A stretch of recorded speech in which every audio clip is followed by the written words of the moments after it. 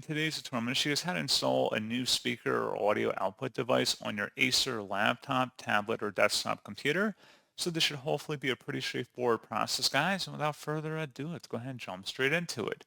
So normally, if it's a plug-and-play device, like it actually has a physical connection to your laptop, or tablet, or desktop, it should automatically detect it and then automatically install the updates.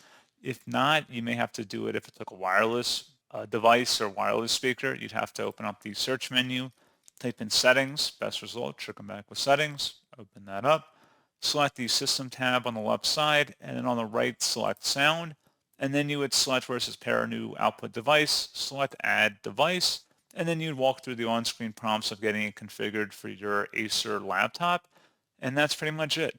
So as always, thank you guys for watching this brief tutorial. I do hope that I was able to help you out, and I do look forward to catching you all in the next tutorial. Goodbye.